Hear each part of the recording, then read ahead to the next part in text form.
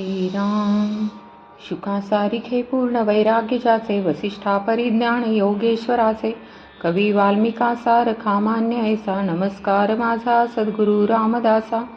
जय जय रघुवीर समर्थ. सार्थ श्री दासबोध. दशक 13वा. समास 3. उभारणी निरूपण. निर्गुण ब्रह्मामध्ये प्रथम संकल्प निर्माण झाला. त्यास 2 अंगे असतात. त्यामध्ये असणारी शुद्ध जाणीव हे एक अंग, तर अष्टधा प्रकृती हे दुसरे अंग होय. यास अर्धनारी नटेश्वर असे म्हणतात. त्यातूनच गुणभोक्षिणी प्रकट झाली व 3.5 मात्रांचा ओंकार उदय पावला. त्यामधून पंचभूतांचा विस्तार होऊन हे सर्व विश्व घडविले गेले. पाण्यापासून सर्व जीव प्राणी उत्पन्न झाले. मुळापासून शेवटपर्यंत विश्वाच्या व्यवहारात कर्तेपण अंतरात्म्याकडे आहे.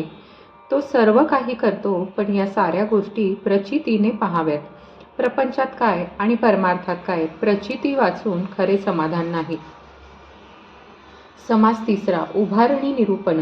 श्रीराम.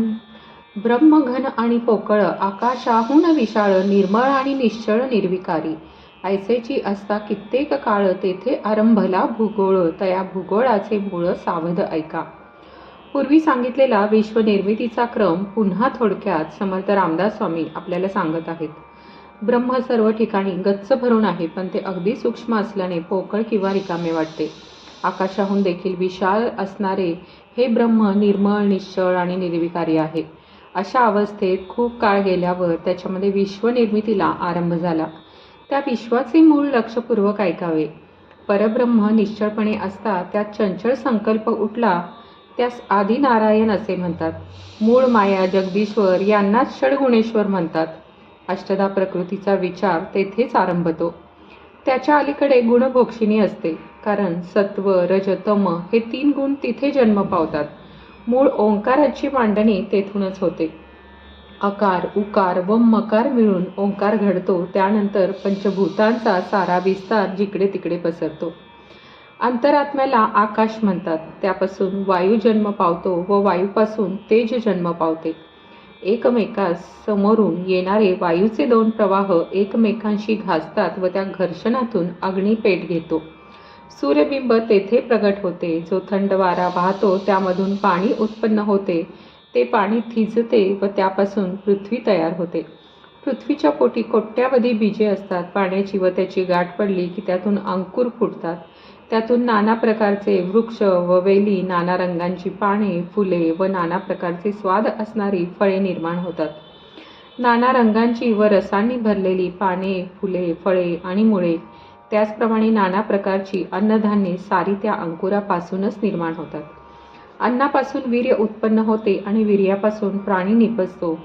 हा तर जीवाच्या उत्पत्तीचा प्रत्यक्षच अनुभव आहे. अंडज, जारज, स्वेदज आणि उद्भिज हे 4ही प्रकारचे जीवप्राणी पृथ्वी व पाणी यांच्यापासून उपजतात. या सृष्टी रचनेचे हेच मोठे नवल आहे, कौतुक आहे. 4 खाणी 4 वाणी 84 लक्ष जीवयोनी, 3ही लोक आणि सारे पिंड ब्रह्मांड अशा प्रकारे निर्माण झाले. मुळात अष्टधा प्रकृती आहे. तिच्यातील पंचभूतांमध्ये पाणी असते. त्या पाण्यापासून सारे जीव जन्मतात. पाणी मिळाले नाही तर सगळे प्राणी मरतात. हे काही नुसते कल्पनेचे बोलणे नाही. पाण्या वाचून सारे जीव जन्मतात याचा अनुभव घेऊन पहावा. पाण्यापासूनच सारे जीव जन्मतात याचा अनुभव घेऊन पहावा. वेद, शास्त्र व पुराणे प्रत्यक्ष अनुभवाने स्वीकारावी. प्रपंचात आणि परमार्थात सगळीकडे प्रत्यक्ष अनुभवाखेरीज कोणताही सिद्धांत स्वीकारू नये. जे मत किंवा सिद्धांत, जो सिद्धांत आपल्या अनुभवास येत नाही, प्रत्यक्ष अनुभवाच्या परीक्षेला उतरत नाही, तो अनुमानाने स्वीकारू नये. जीवनामध्ये व व्यवहारामध्ये माणसाला निर्णय घ्यायचा असेल तर प्रत्यक्ष अनुभवा वाचून दुसरे साधन नाही. व्यवहार प्रपंचाचा असो की परमार्थाचा असो, दोन्हीकडे प्रचिती किंवा अनुभवच पाहिजे. अनुभव न घेता केवळ कल्पनेने जे लोक चालतात ते विवेकहीन असतात. अशा रीतीने विश्वरचना कशी होते हे थोडक्यात वर्णन केले. आता या विश्वविस्ताराचा संहार कसा होतो ते ऐका. अगदी आरंभापासून अखेरपर्यंत सगळे काही आत्मा रामच घडवितो. तो जसे घडवून आणतो तसाच तो सगळ्यांचा उलगडा करतो.